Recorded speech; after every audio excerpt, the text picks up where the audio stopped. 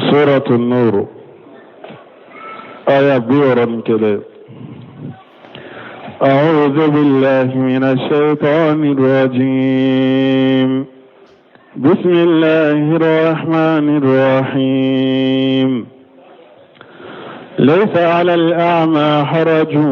ولا على الأعرج حرج ولا على المريض حرج ولا على أنفسكم أن تأكلوا من بيوتكم أو بيوت آبائكم أو بيوت أمهاتكم أو بيوت إخوانكم أو بيوت أخواتكم أو بيوت أعمامكم أو بيوت عماتكم أو بيوت أخوالكم أو بيوت خالاتكم أو ما ملكتم مفاتحه أو صديقكم. ليس عليكم جناح أن تأكلوا جميعا أو أشتاتا، فإذا دخلتم بيوتا فسلموا على أنفسكم تحية من عند الله مباركة طيبة، كذلك يبين الله لكم الآيات لعلكم تعقلون. بسم الله الرحمن الرحيم، والصلاة والسلام على نبينا محمد وعلى آله وأصحابه وسلم تسليما كثيرا. سبحانك لا علم لنا إلا ما علمتنا إنك أنت العليم الحكيم. أستغفر الله الذي لا إله إلا هو الحي القيوم وأتوب إليه. اللهم انفعنا بما علمتنا وعلمنا ما ينفعنا وزدنا علما. biye karisu ye hijriya bakele ani kemenani ani binani ani duru shaharu jumada al-ula minye hijra sankalo duruna bi suinye mugani worona miladi nasara ka jate ba fulani mugani saba sankalo tani fulana bi suinye otanai ambe dawda bugu masjid rajaq wa mbo kono. أعوذ بالله من الشيطان الرجيم. ليس على الأعمى حرج ولا على الأعرج حرج إلى آخر الآيتين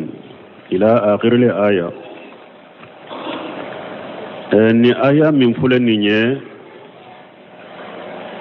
سوسولين نانا دوني كباو بولو تفسير كلاو بولو دوكو من جغو بورا مغوكا دوكو جهادو جغو بورا فينيتو ube banabagato ube mimbe chu ashenka ujurato degum boru ka jihadu kola ani silamiya bara na dilelem bede fo akasoro nya fula kanyibe yelike ni silamiya bara dirola odela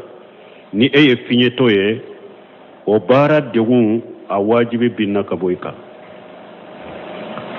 a ube mogomi silamiya ka bara mun komi jaruna nyogonaw na dilolem bala kasoro fali koro ka kene me e man kene te seko bara ke o bara ke baliya degum bora eka ni ka wujuray ni silamiya ka bara do adilolembe akasoro shem fula kanyide e shem mani itese ka bara inke isendo imani degum borika tawsir kala udoko aya sababu yeninde jihadu ni mugo ewa wujurato munun tese ka jihadu ke degum bora uluka harin nu mata jihadula kuma fulanatigu ulu ko dumuni yero de do degum bora ni ujurato ka uka dumuni nyogonya de la atumbe arabu bolo mo mi nye finyeto e uni finyote ka dumuni ke nyogon fe utumbe sira degun tumbu soro ni nye finyeto de alete dumuni ka nyuma unye ni nena ye dumuni ke sisa dumuni ka nyuma yoro nyuma unebo ye mbeshe ko uluta ka do ale tuyen kana jurubu soro ni nye bana bagato de ni ne na ye dumuni ke nyogon fe bana bagato mo kene man beshe ka dumuni ke chogo mi bana bagato te se ka dumuni ke chogo la ni nya ye dumuni ke nyogon fe nkana sira ka dumuni panchama do ka to parce que lete se ka dumuni ke komi ne chogo ni ale shemmani ale bese kana jonna chogo mi dumuni minan na kasige yoro nyuman soro a shemmanya te se kana jonna ni bese kana jonna ale nye ka shigi yoro nyuma la hari na ale nana fana te se ka shigi chogo nyuma na ka dumuni kana sagoy ne min be dumuni ke nin ka sagoye nkana dumuni panchama duba nyuma ndo kato nkana junbu soro ko ola ala ye aya jigi ko ay mogo min ni fiyeto ye dumuni ke nyogon fe hari ni ebe dumuni ya lete aye junbu tila mogo min ni ini banabagato ye dumuni ke hari ebe se ka mindu ni alete se ka du junbu tila mogo min ni min se mani ni ele aye dumuni ke hari ne se kanyi junbu tila do ko aya jigi sababu yo ode ni aya njigi sababu kera dumuni kila utade nimbe natwala wala ala anfusikum an ta'kulu min buyutikum kata aya laba obe komi sisa kuma kurate kuma kelende do na bake kafo kata mana junubu tawuka anin nunun ka dumuni ke nyogon fe ewa junubu tawuka fana ayere ka dumuni ka so kono be mogo do be jata nu aka dumuni ka ulu ka fana so kono har nu ma jenda ma junubu tawuka wala abebe ke dumuni ko e sakata munu nyere ko aya injigina de ka degumbo uka ujurato ka dumuni nyogonya la ulu yo foni munye ko pasike min tugulemba la dumuni ko de tugulemba la kata obebe ke kuma kilen kata wala meni munun koko ajigina jahadu de kama ni ujurato har no ma jahadu ke junubu tula donc ayin wala ala anfusikum obeke kuma kura da minatode oni folo inte se ka tugu nyogo na obeke kuma kura da minatode munun ko ajigina jahadu de kama donc obeke sisa ibn Usaymin ko rahimahullah ko obeke sisa mana ni junubu tawla ni mogo munu ni ujurato har nu ma jahadu ke ni junubu tula chogo mide ewa junubu tawla fara ewa ni aye dumuni ke ayere ka so kono ube mogo munu be na jate na ye dumuni ke ulu fana ka so kono ewa dogum bora au ka chogo fana la komi dogum bora au ka jahadu yorula chogo mi donc ni ya ke dumuni ke la utaye wala ala anfusikum kuma kelende kata ni yake ko ajigi sababu ye jahadu ta bannen ko fe komi jahadu yoro la nyedde gumbo au ka chogo mi de ewa dumuni fana yoro fana la de gumbo rawka abeke nin chogo de la donc ni nye aya yi ajigi sababu kuma fula min bala folo laysa alal a'ma haraju ate finyetoka bon nin ko anko laysa alal a'ma haraju ni jahadu yoro de do alale ama junubute finyeto indela degumbora finyeto indeka ni jahadu yerendo do walale alale araj degumbora mimbe asemmanyi degumbora ledeka wala alal maridi haraju degumbora banabagato indeka na kera jahadu yerola alai abeto a chokola minni anko dumuni yeredo do laysa alale ama haraju junubuti ila ini ewa finyeto ka dumuni ke ala imbeke bimana fi laysa fil a'ma haraju ala imbeke bimana fi laysa ala li a'ma haraju ay laysa fil a'ma haraju nini e wa finyeto ye dumuni ke nyogon fe finyeto dumuni ke nyogonya konona la junubutila degum borika ala wala ala li araj haraju ay wala fil araj haraju finyeto fana ka dumuni nyogonya konona la junubutila wala ala li marid haraju ay wala fil marid haraju bana bagato dumuni nyogonya konona la junubutila bo niya ke dumuni nyoro de ala imbeke bimana fi me niya ke jahadu wa de bora au ka jahadu de la abeto a chokola wala ala al marid haraju wala ala anfusikum junubu tawla wala ala anfusikum an ta'kulu min buyutikum junubu tawla aka dumuni ka yere ka so kono nin fana tawsir kala doko ay nan ko junubu tawla ika dumuni ke ka yere ka so kono mo do be se ka fo ni mo ma dumuni ka yere ka so kono be dumuni ka yero juma fo kunten ni nasa o de yato tawsir kala doko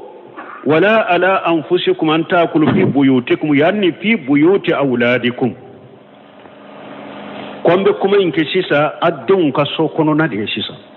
ko parce que ni ko mo ma junubu tila ika dumuni ke yere ka so kono abe kum min done ndo isa gira ko fo mo ye ko alaka kuma senalendo kaboma tahsilu li hasil ko alaka kuma senalendo kaboma ko nimbe ke sisa be addun ka so akaddun ka so kono no mun yan ninfo ubu kaddalla ke ko hada madin kadde ko ika bolola bara de do ko ciden ko inna atiyaba ma akaltum min kasbikum wa inna awladakum min kasbikum ko ciden ko fi halalan min ni fenyuma min na kan kaddu o ya yere ka bolola bara ude mo kadde yere ka bara de do ko ola ko ala e wa ciden ko tuguni anta wa maluka li abika ko ciden ko dendo ma ani ini kan na fulo beyi fade tay na chogo dola anta wa maluka li walidika ini kan na fulo beyi bangi baga chema de tay fade tay ko ola ni denkeri kam e wa bolona fenye bolola bara ye yire ka bara de do ana kan na fulo e etaye ko donko ala kan la nyini bu odela na ko aw yere alla nyini be denka sokono bon ni yoro fana la bunu semino ko la ayi ako ayembe atto a chogola wala ala anfusikum junubu tawla wala ala anfusikum an ta'kulu fi buyutikum junubu tawla akadumuni ke ayere ka sokono na akoni mugo ko odonendo kabawo ako ayi afora kunde de kama abena ayalla ba junubu tawlo aka dumuni ka aka sokono mo be se ka dumuni ke ka sokono me iyere ka sokono abese ka ke ikelembe dumuni ke abese ka ke ini mo wore be dumuni ke o de aka ko ayalla ba nyu o de yira ako ayalla ban ko laysa alaykum junahu an taakulu jami'a aw astata bon nin ko junubu tawla aka dumuni ke yere ka sokono junubu tawla akere kelende yika dumuni du ka sokono ube ye mo wore de farayi yere ka aye dumuni ka sokono junubu tila ako ola okono na la fana dembe se ka denka du so be se ka du akono me yibe aye nto a chogola ayere ka du kono aka dumuni ke bashi tala ayalla bayin bena o fayda ira munnala ko yere ka sokono parce que hada maden do be se ka yere ka sokono ikelembe dumuni ke ibe se ka yere ka sokono ini mo wore be dumuni ke ola do akoda ya to yere ka sokono na fora junubo tawla ka dumuni ka yere ka sokono aw abo kono fana idden ka sokono dumudu tawla ka dumuni ka den ka sokono har na majendi ni nana donna yere ka wolo den ka sokono aka dumuni mimbe ayi iya sarama ima sarama o adagara ikadu parce que lena kan na fulo beye edetay bange baga fule ni desera shebi denye kan na fakatini ka balo wajibiraka ni aya ala ya damina katale akhrabu fala akhrabu hada madon ka suru nyogoma kata chokomi yere ka wolo de donc o don ka jige kata junubutila ni nana uluka sokono uye jendi ma minna ima jendi ma minna adu bashitika junubutika deguntika ala parce que hada madun kala da donewuna akacha eyere ka wolodo ni wole de ni nana ka dumunu mi soro sokono ni yodu hada madun kala da kono kuma bolawa wo kuma tola donc ni nye foloye donc de ini kan na folo be fataye mais ni nun fora ni ciden ko akan ka fe e wan na folo nyuma min do yere ka bolola bara do nya ka bolola bara do anta wa maluka li abika ini kan na folo be fataye doni ke ba ko den kan na folo dagara faye me sarati sababala adagara fa i den kan na folo yi ka ta hari ni ma sarama me sarati sabab doni ke ba sarati sabakala sarati folo aka soro i kam makoni ka haju be na folo ina me ki ka den kan na folo ta ka cinya ka soro haju te ote daga ye ni ka haju jorai den kan na folo minna adagara ye ka ta kele sarati fulana akana soro bi ka den kan na folo inta kadi den wurema oye jenge de ote daga ate daga ika kan na folo ta kadi den wurema nin kana ya la fula sabana ikana fenta ika den na folo mimba yire toro ka dego iden yire ka darura na ka ewa aka darura na kan mako jolembe na folo minna ko minala ote daga donc don ko ko ni sarati sabat da fara adagara fa ka fenta iden kan na folo la hari na majina ima sarama parce que na kan na folo be e détail mais ni sarati sabaka koloshi donc la folo ni nye ayere ka sokono na wala bashi tika na kadi kelen ka dumuni ke ka sokono na kadi ne mo gore ka dumuni ke ka sokono bashi tila me jama ko ni ka je ka dumuni ke ko mi ambena aya Allah ba umbe no fode kani mo ka fara nyugon ka dumuni ke wode kausa kateme mo kelen dumuni la bo bashi tawla fana ni dumuni mi soro donc mi nye ewa iden ka sokono na e hari na ma jende bashi tika ikodu mais odiyato doni ke ban ye mogo tila katatila yoro masaba ni mogo munu bina fo ko bashi tila junubu wulila ka boy ka degum bila ka wol boka e ka dumuni ko ka sokono u jenana u ma jena yewa adagara u ko mogo tila le no katatila yoro masaba folo ni ya do mogo mi dumuni mimba ka sokono aye jendi nkadu o kera ni mogo munu be jato o kera mogo wora dagaru ko do min ye jendi ma kuika ka dumuni do o kera ni mogo munun be jate o kera mogo wore adagara ko do parce que ye jendi ma fulana mi ma jendi ma kuika ka dumuni do ate daga ko do o fana kera ni mogo ya kera ni mogo tanan ni mogo min fulen ni lada da de be jendi mais ni mi ma jenda ko karasa ne ka dumuni ni ya sorun ka sokono kana dure hari na ya soro ni mugawde adonna kaba ko atafe ika ka dumuni do ama jendi makanadu akera ni mugawi akera mugawre kanadu mun kama la yahillu malu imri muslim illa mitibati min nafsihi minhu illa antibati nafsi minhu nafsa minhu kiden ko silama kan na folo ko te daga ika do fo yiren ninka jenay illa antibata an-nafs minhu parce que na ko chaman de be ala nya anqilu nye kuma intayre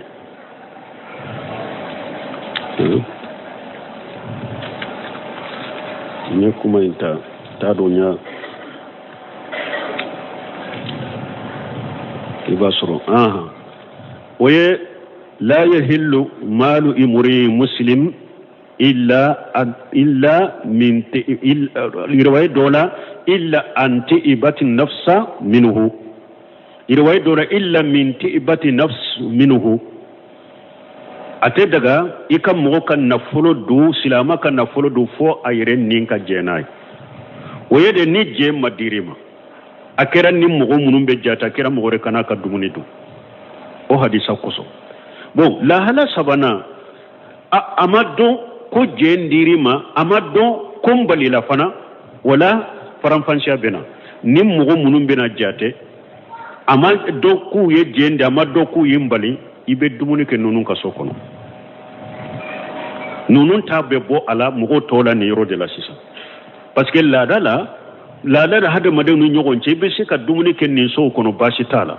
donc harin inima doko jendirima ima bali fana adagare ka dumuni ke nin so kono ne min ten nin so ye kana tigita du na ma jendi ni la hala sabadelo aha ni nye folo e ayre ka du kono idden ka du kono junubuti lay ka dumuni ko kono aw buyuti abaikum ube afauka so kono no den fana ni nana dumuni min kono dumuni labbe nen min nay fa ka so kono ni ya du degun gori kai ko du fentika degun gori kai ko du fentika parce que den fule ni den fana desera ni setiye iye fantanye ube itese ki yere ballon yurwali bi fayi kan na fakati wajibiraka den kan na fakati be wajibi afaka ni seta ya tese ka yere ballon ana fakati wajira afaka wala ni mi sore faka sokono aye jendi mawo ama jendi mawo orma doy bolo adagara ni mi ndo akono ewa de umborika iko dubasitika ewa ifa o fa bo chogode la kata sanfe ifa imoke o fana fa kata fo kata sanfe ununum bebe ko mi fa ni mi soro luka sokona dagara ikado aw buyuti ummahatikum ube abau ka sokono no de ni nana ibaka sokono nala dumuni labbe nemimbe adagarai ka do har nema jenyini adagarai ka do doni borika degun borika ka do har nema jenyini parce que anko de ni setaye fantando ba tese ka yere na fakati shebe faye akan na fakati be faade ka te baka mais si ça ni den fa fana deselendo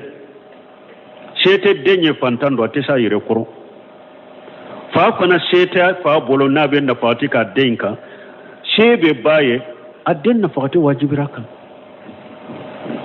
donc adagara ibaka sokono yemmi soroye ika dun ewa abo chogodo wajaddatuka ima muso kata fo sanfe ibba fana oba kata ima muso kata ulu fana ye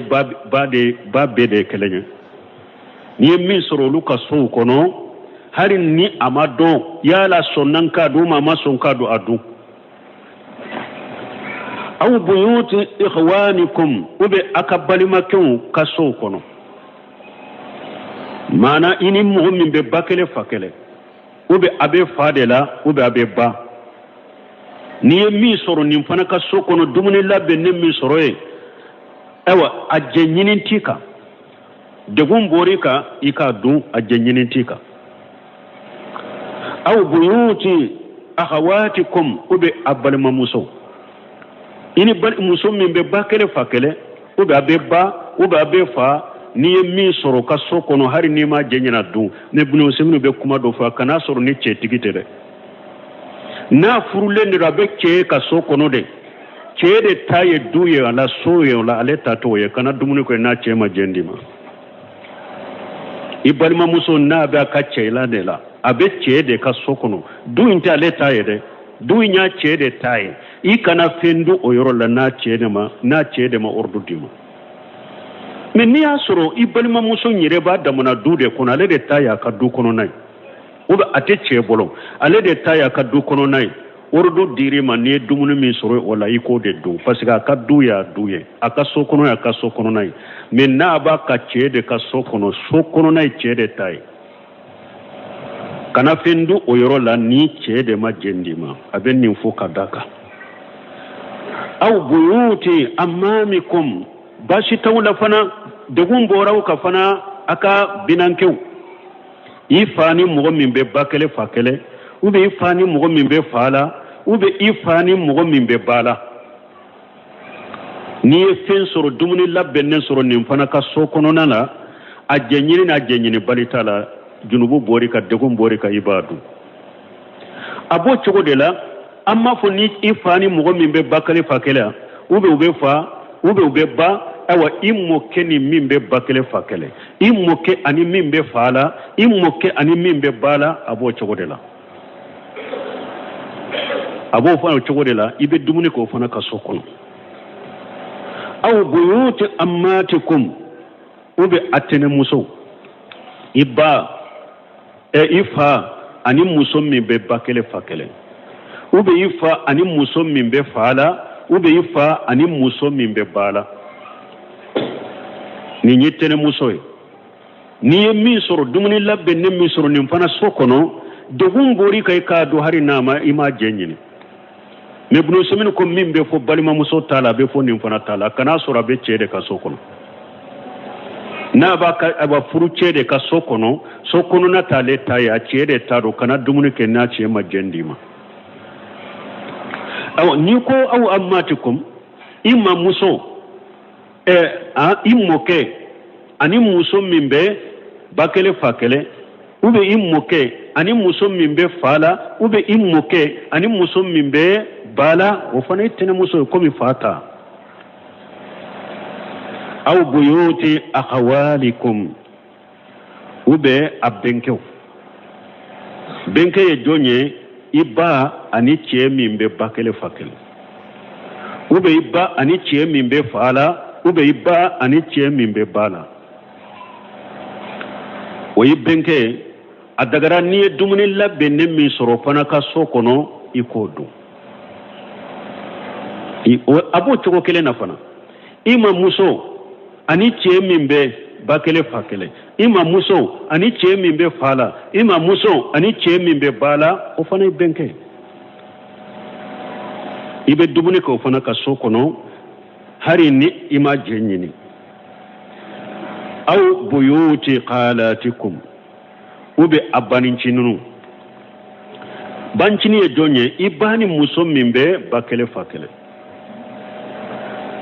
ebani muso ube ibani muso mimbe fala ube ibani muso mimbe bala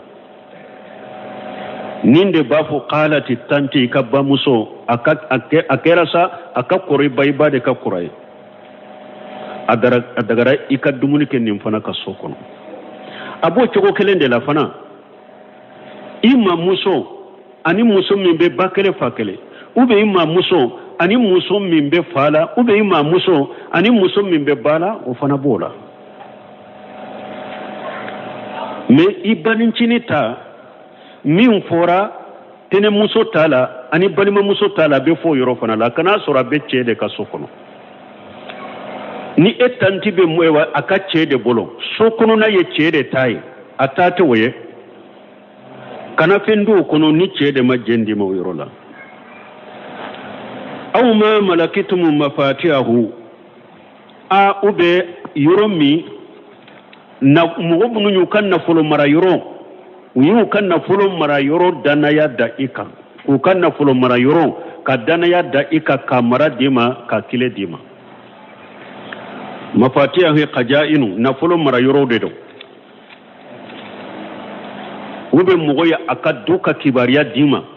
kaduk mumen kalifaila ni fiungo femba kadukono aya be kalifaila ka kile dima mafatiha ininde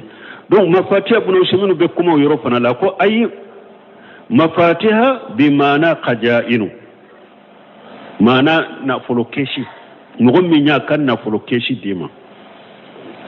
mana kake akan na folo mara yoro dordoro ayo ode kan nya mariya dima ko de kadana ya daika yani malakitum ma malakitum qajainuhu ayi yoromi na yun kan na folo mara yoro mara ni mo minya kan na folo mara yoro nya mariya dima wa qila inna haja mana al mafatihu wa hiya ma yuftahu bi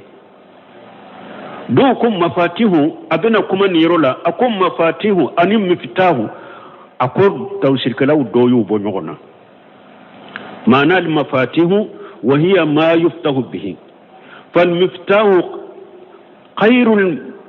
فالمفاتيح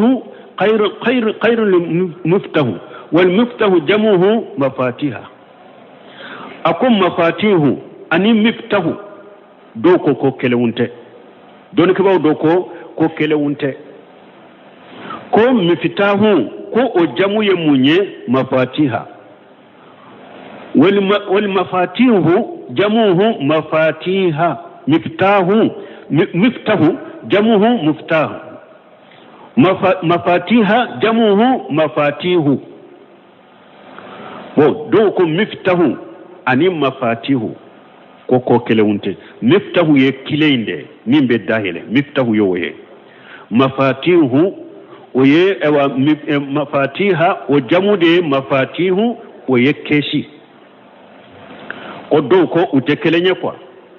me ka kuma surunya ako ewa kuma fulana tigu fana kuma fulu tigu ko utekelenye ako kuma fulana tigu ko abekelenye miftahu mafatihu ko abede malakelenye donc ko munun ko beye malakelenye ko qur'ana be uludo ka kuma sembentiya abe ayakala wa atainahu min al-kunuji ma inna mafatihahu latanu bil usbati ako munun ko al-mafatihu ani miftahu ko abede kelenye ko qur'ana be uludo ka kuma sembentiya parce que qaruna kayro laya ma inna mafatihahu okore munye kile uto yorola ni anana mafatihu donc ko qur'ana be munun ko miftahu ani mafatihu ko abede mana kelenye ko qur'ana be ulude ka kuma shembentiya ni yorola donc ma ya uba al tawsir munye na fulo mara yoro na tigi akan na fulo mara yoro dima ka kile dima ka kibariya dima bashi tala ni dumunu min soro o fana o duin kono o dusugu in kono a ube ni nago foro de do aya kan nago foro ikala fa ima ka kile dima akan nago foro dumunu munun ba kono adagare iko do hari nima jenyini wala abe ko misisa hada made ka jendi ika dumuni ke yoro la hari nima tigi jenyini ko sabado la kele imma al qarabatu bali masuruya imma juma aywa al-itimanu dana ya kadima sabana binafo oye jumaye aw sadiqikum ube atrikum ube teriya mana ka dumuni ke mugo ka yorola hari nima jenyina fe ni dumuni min soroy ka do hari nima a jenyina dagarai ka du junubu tila ko sabado la kelinde balla she mugoma imma bali masuruya bina tigice immat danna ya dara ika aya akan na folo mara yoro khalifa ima immateria aw sadiqukum ube atteru teriya bi ni mogo minche ni nana ika terike fana ka sokono dumuni labbe ne mimbe hari nima aje nyine junubuti kai kado basiga kacha teri ika terike niye mi surafe ya do ate bashikala wala ninde sabanai oko fala ko laysa alaykum junahu an taakulu jami'an aw astata ako junubu tawla aka dumuni ke nyogon fe aka fara nyogon ka dumuni ke ube ikkelen ka dumuni ke bashitila o seminu rahimahullah أقول ليس عليكم ولا عليكم جناح أن تأكلوا في بيوتكم عليكم أفايدا بناني رودنا nyamaria dira mogo maika dumunike iyere ka sokono bonni nyamaria diri maika dumunike ka sokono abesika ke ka sokono ikelembe dumunike abesika ka sokono ini mogo werebe dumunike wala nibe abe dumunike aka sokono junubo tawla ikelen ka dumunike dumunitula ini mogo were ka dumunike ika sokono me akoni ka fara nyogon ka dumunike ode kanyi ni ako nintumbe arabu bolo fo adon degudo u ka silamia sarema buluka atumbe arabu do bolo kele nan dumuni ute swabara nu ka dumuni koni mona fo ika mugo do de soro una ka dumuni ke nyogon fe nu ma mugo soro una ka dumuni ke nyogon fe kumo de ba faga kelente dumuni ke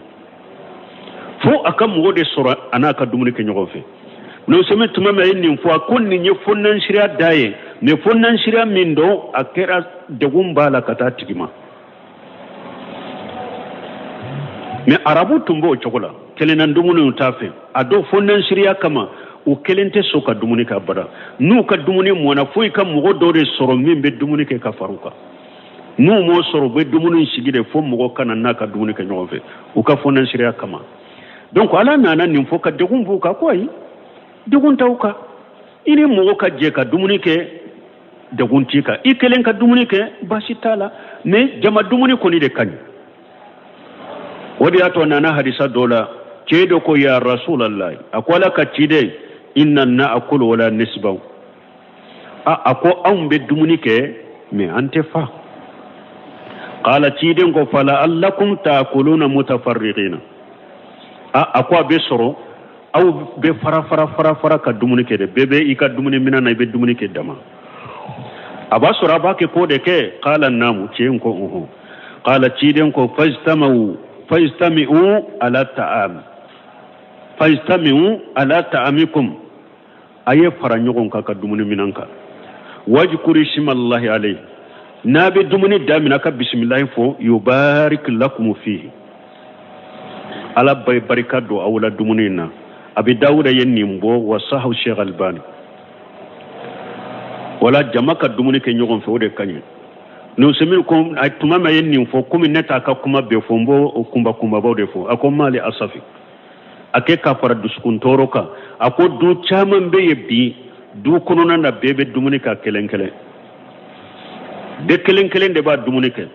a ko a ka nɔgɔ musow yɛrɛ bɛ fara ɲɔgɔn kan ka dumuni kɛ ka tɛmɛ cɛw yɛrɛ kan a ko cɛw b'a fɔ ko karisa tɛna jɔn na dumuni la karisa ayiwa a ka yaala ka ca i b'a sɔrɔ u bɛ kelen kelen dumuni kɛ a ko barika bɛ don ayiwa dumuniw la cogo di o la kelen a ko filanan a ko a kun ye mun ye dutigi dudenw ka fara ɲɔgɔn kan cɛw a ka fara ɲɔgɔn kan ka dumuni kɛ a ko ni dugu jɛra cɛ kelen kelen a bɛ cari de bɛɛ b'i kunko la bɛɛ b'i ka baara la a tɛ fara ɲɔgɔn kan yɔrɔ la n'a bɛ baro kɛ a tɛ fara ɲɔgɔn kan n'a bɛ sigi ɲɔgɔn kan bon a ko dumuni wagatinin fana n'a ma fara ɲɔgɔn kan ka dumuni kɛ ɲɔgɔn kanu bɛ na cogo di dumuni wagati min n'o o kelen de bɛ se k'aw fara ɲɔgɔn kan n'a ma se ka jɛ ka fara ɲɔgɔn kan ka dumuni kɛ o fana la ko ɲɔgɔn kanu bɛ na cogo di farafarali de bɛna du kɔnɔ a ko dutigiw dɔ bɛ yen u denw t'u dɔw yɛrɛ e ni denw tɛ sigi ka dumuni kɛ ɲɔgɔn fɛ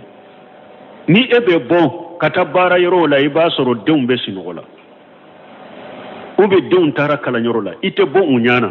n'i bɛna su fɛ fana a ko cɛw dɔ bɛ mɛn kɛnɛma sufɛla la u tɛna jɔn na n'i bɛna denw sunɔgɔra i n'u tɛ dumuni kɛ ɲɔgɔn fɛ a tɛ sigi ɲɔgɔn fɛ a ko o denw e n'olu bɛ se ka ɲɔgɔn kanu ka ɲɔgɔn dɔn ka ɲɔgɔn bilasira cogo di a ko ala min ka ɲi dudenw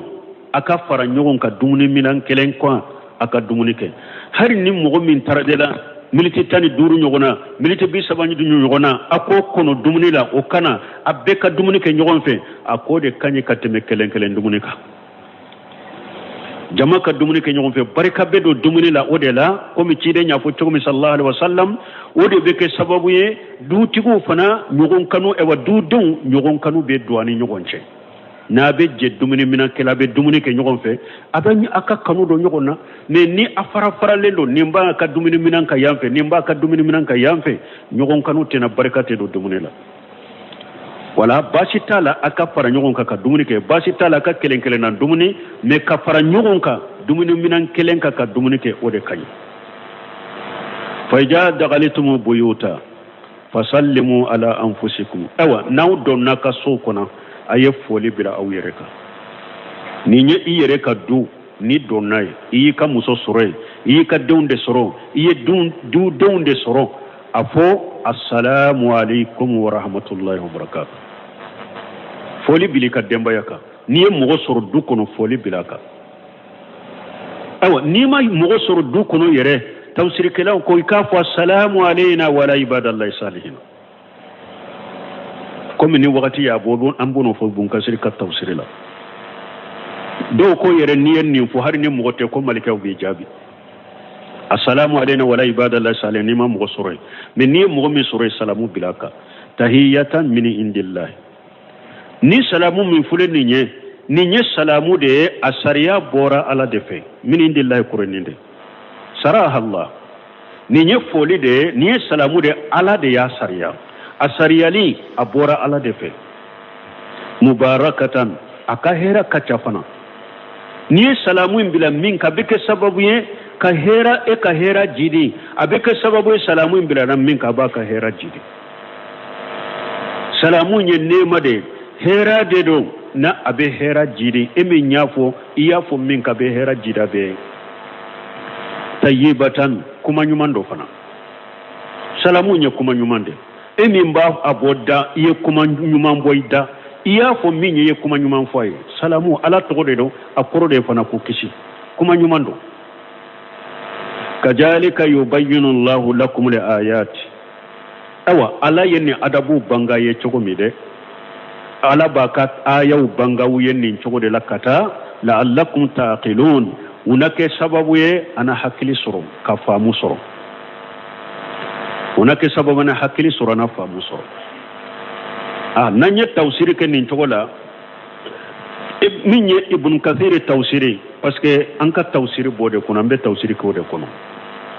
أكو اختلف المفسرون رحمهم الله في المعنى الذي أرفي لأجله الحرج أن لأعمى ولأراج والمريض ها هنا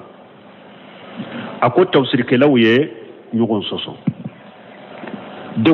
دغون من كروتا لم فلنيني كدغون كروتا كابو فيتوكا كابو اوا من كاسين اوا سيم اوا ماني اني من بنانندو دغو جuma ngulili kabo koya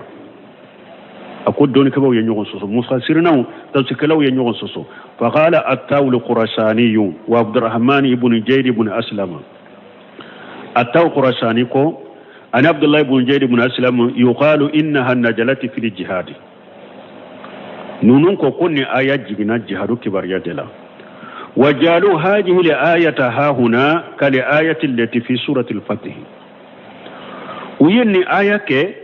كم آية من سورة الفتح كنو وتلك في الجهاد لا محالة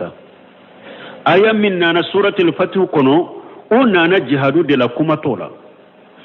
أي أنهم لا اسم عليهم في ترك الجهاد لضعفهم وعجزهم نونون تمانا بكمونيه ko junubu tola nu ye jihadu toye u kan lafu koso nu ye jihadu toye u kan dese de koso junubu tola وكما قال تعالى في سورة براءة كن آية بكي كم تغني آية من سورة براءة كنو ليس على الضعفاء ولا على المرضى أنا سورة التوبة كن سورة براءة كن لكم كو أتم مغلا فلنكا أتم بنبغتك ولا على الذين لا يجدون ما ينفقون حرج أني مغمم فنا نسيد تاي أبي من نفقتي جهدون نفقتي يريد تاي bon nin nunu mata jihadula junubu tula ija nasahu lillahi wa rasulihi minni ala ko nin nunun tora unola la mogol la fule ete se kata jihadula a ube mogomi dese de be ela ete se kata jihadula e man na fakati de soro ete se kata jihadula ni e tora jihadu kofe junubu tila mesarati aka soro ikonnan jalendo kata alama ikonnan jalendo kata chidema me etora jahadu ko fe ni ngania jugu katala ka dinama ini ngania jugu kata chidema junubu be elade me ni mo min konnan jalendo kata alama konnan jalendo kata chidema ngania jugu ta bolo kata alama alaka dinama ngania jugu ta bolo kata chidema ni degun ni lamfude ani ewa desede ya to ko fe junubu te alela ma alal muhsinina min sabili mo nyuma fana ni mo min ye ishe ko de ke islamia sariala ikera nyumankela de kataw min bi isro o nyumayin kofe junubute ela wallahu ghafurur rahim alay jon sutura bagade nabi ka junubu sutura ka yafa alay ne malikela de wala alal ladina jama atawka litahmilahum awa junubute mugo fanala ni mo munun nani ma kocide muhammadu nyame dama ambe yele nan ka fen dama ambe yele min ka kata jihadula kulta ikwa tigima la ajidu ma ahmilukum alayhi awa fentimbolo ya de yele nan ka fentimbolo ya nimba dawma abe yele min kade nin nunun fana sagira katu ka sokono unyaju ukasile unyaju bole junubute ulo fana la kata aya laba alla yajidu ma yunfiquna nin nunun fana sagira unyaji bake kapo nu dusu kasilendo ni ma fenso be min na fati kata jadula junubute nunu fanala donc do ko aya jigi sababu mun ko aya jigi sababu ye jihadu de ulu yenni aya ani aya min be suratul fatih ko nani suratul barat yu ke kelenya ko wa qila kuma fulana tigulu ko al muradu ha huna annahum kanu yataharrajuna min al akli mali ama ko kuma fulana ko utumbe de gun soro uyeren ni la nu ye dumuni ke kafara finyetoka li'annahu la yara ta'ama wa ma fihi min at-tayyibati ko parce que finyeto ni ne ale ye dumuni ke nyogon fe ale nyaate dumuni la te dumuni ye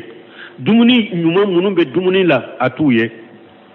farubama sabaqahu khayruhu ila zalika akacha emin ewa atana emin binyana iba ale ko dumuni yoro nyuma nani fe nyuma munun be dumuni ka eba ko la kuta kasura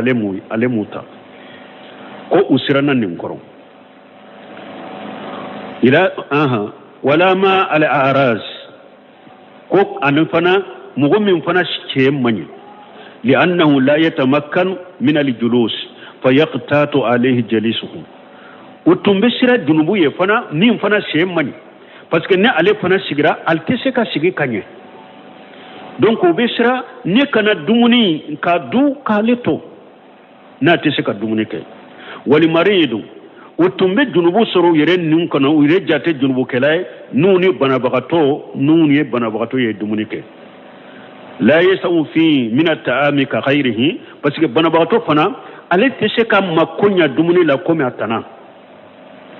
fakarihu an yuwakkiluhum li alla an yajlimuhum awa uyako unin nunun kana dumunike nyogon fe li alla yajlimuhum furu kanu tono فأنزل الله هذه الآيات ورقصة في ذلك على إن آيات جدي كان نغيك وكوينا وهذا قول سعيد بن جبير ومقسم نيجي سعيد بن جبير ومقسم كقماي ولا أين نفوق بانكون نكما فلا دب آياتنا آيات دامنا نيافو بن سمير رحمه الله كتوسيرنا أكو آيات مبوبتا fengo fen koni ni degu na fende do silamiya ka koko be na dilolem be mankutu do de la ni o mankutu sabatilem be elam ewa koimbi eka desenye esoro mankutu masoro ila jumbu binna ka boyka dumuni nyogo nyen fana o choko kelende no o kofi wa qawlu ta'ala wala ala anfusikum an ta'kulu min buyutikum inma jakara haja huwa malum bunkasiru ko ala yen ni fo men nin do nendo mana junubu tawla aka dumuni ka ayere ka sokono ko o donendo mi ayafo munna li ya'tifa alayhi khayruhu fi lafzi pour kuma munum bena ulu be se ka dadan nin ka chugome sino ale donende do mi munna ale fora pour ko munum bena fu ulu ka dada ale ka kata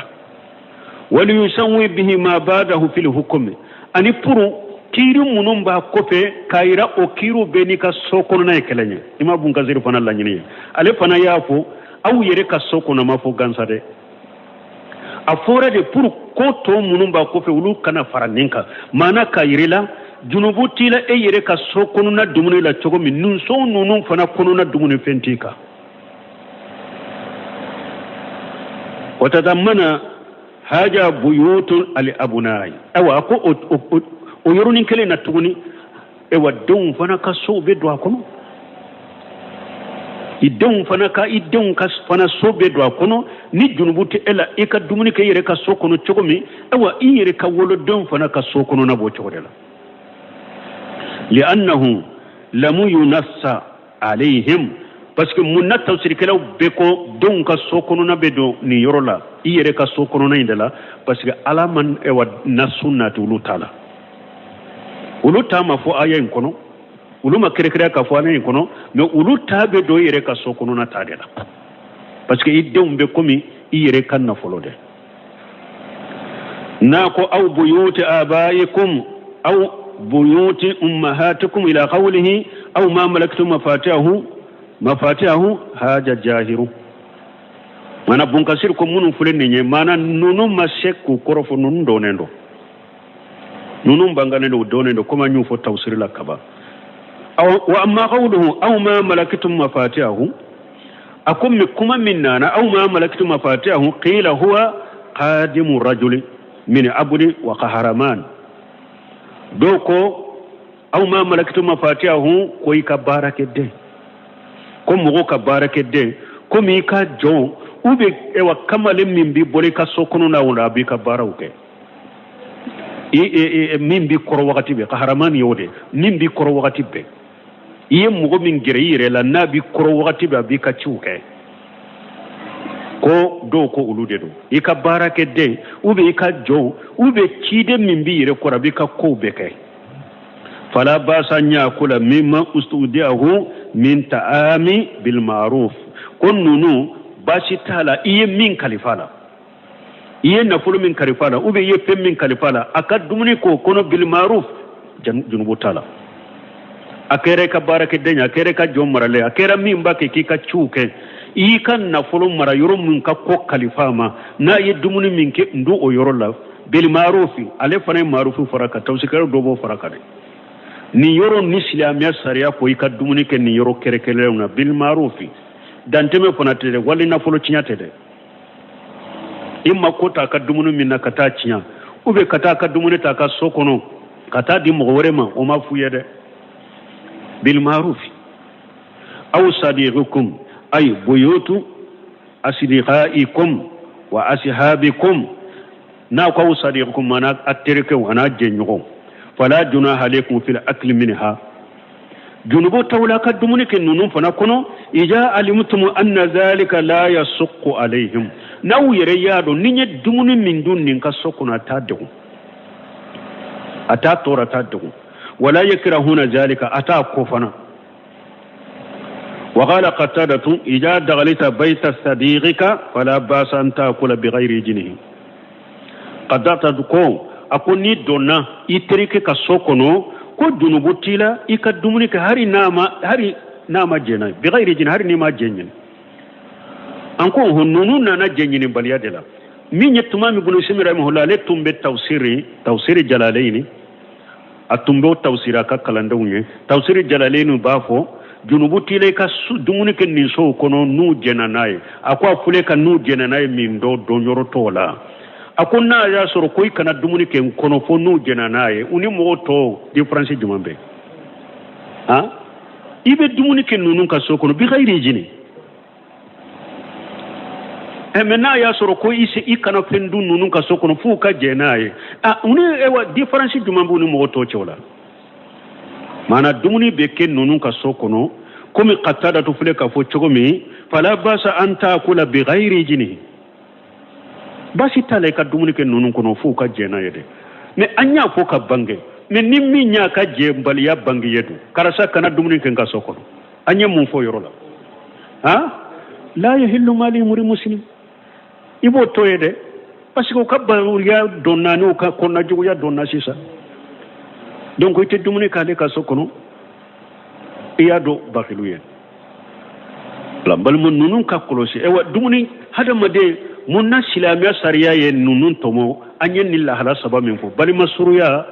ube danaya yoro min ka danaya darika ube teriya men no mo do fana be bada ute so ka dumuni ke mo ki ka bolla femina o fana kono nan jugu ya doye arabu tumbe siro tiginye amma ko ikake nye juguye o fana ayawu nana nye jugun fana mafuye me o chogo be etafe ka mo fana ka bolola femina chogo be etafe ka mo ka dumuni dun atigi fana ko jugu de ba kono mun ba kono nete karasa ka fendude parce que dondo la nina bilala nyogona kuma do de ba kono ate ewa abe o fo donde pre nina kele namba fu nema deliki ka dumuni do abada min tek so mo ka dumuni na ninde ba kono o de ato rabu tumbe siranye aw ma ye qur'ana kono tuma min malika una na ibrahima mo nana hada maden sawra de la uma so ka dumuni do amasiraw asirana mo mi bada fana ete mo ta du ete mo tamina o fana mani de o fana ko te konye be senyere koro te cheya we kono nan juguda yele kono ya jugu ya de etaye arabu tumbe sira enyede mo kan ka sirinye fana ebe mo tamina ka du ete so ale ka tadu akure munye nina kala domi neti ka baraman nimero do nintenga nya juguewa kono nan juguya ni ngani juguya de ni silama sariya fule ka junubu yere bo mo ka nin ko sugo aka ken nyogon fe pour nyogon kanu be do ani nyogon ca cogo mi ni hada mo de on te nyogon ate dumuni ke nyogon fe ate nyogon ta do nyogon kanu be na ba abe sira nyogon yede donc an kan qur'ana kalan kunte an ku kala kateme fanka adabunu yede amunu ko nya islamu ye qur'ana ban sen ka sunu telefon kan ladabunu ye كذلك يبين الله لكم الآيات لعلكم تعقلون ليس عليكم جناح أن تأكلوا جميعا أو أشتاتا فهذه رخصة من الله بن كثير كون نين نغيا كبو على في مسا من قرطا لنو في أن يأكل رجل وحده وما لجماعة نين نغيا كبو على في مسا من قرطا لنو كوب مغو أدغرا إكلين كدومونيك أدغرا إني جماعة كدومونيك وإن كان لأكل مال جماعة أفضل وأبرك هرنا يا سوريني جماعة دمونيك أودي كني بركة بودلا هيرا بودلا نا دغاري كلين كدمونيك مي جماعة دموني بركة بودلا هيرا بودلا أودي كني كما نيا حديث فاوي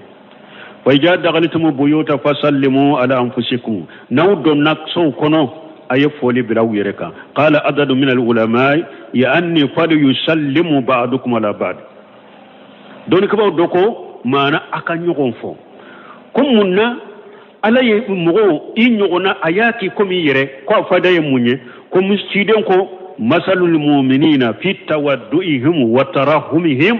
ka masali jasal wahid ko odiyato ito nyogon ka so ala ya ke yere ka soya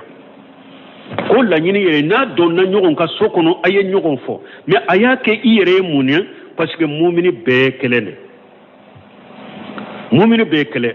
wodi yato alaye ewa inyo naka soke komi yere kaso fali yusallimu ba'dukum ala ba'd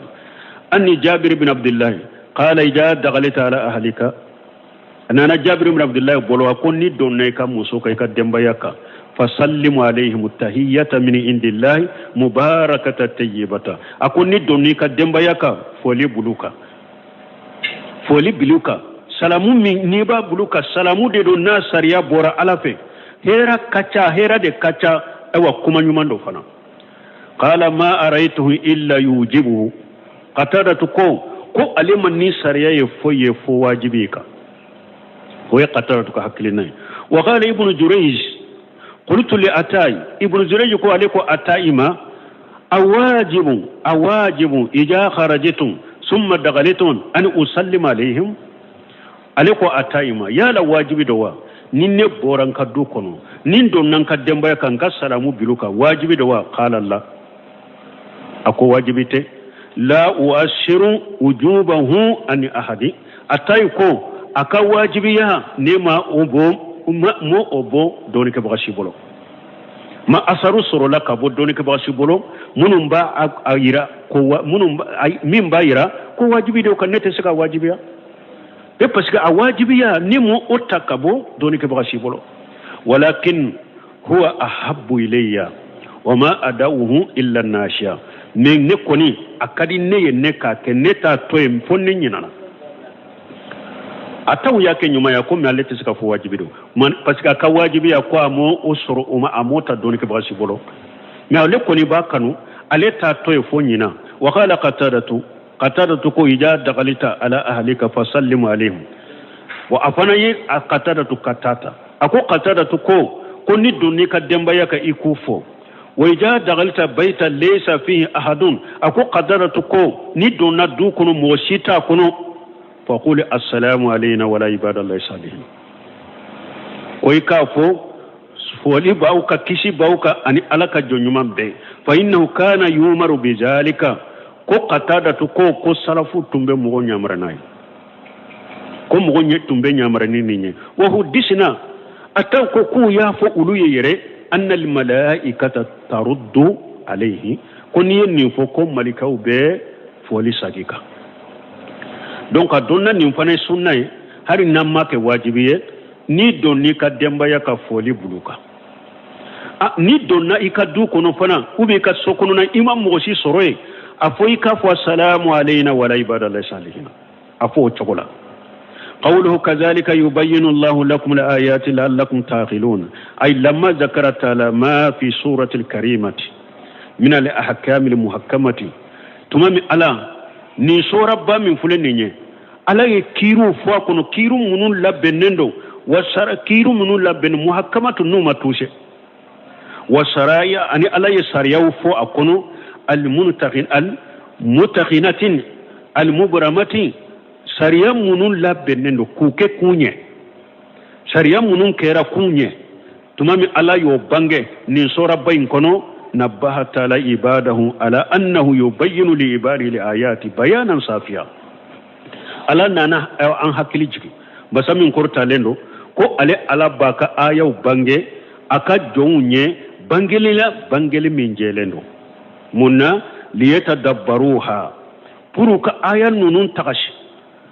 ويتأقلوها وكوفهم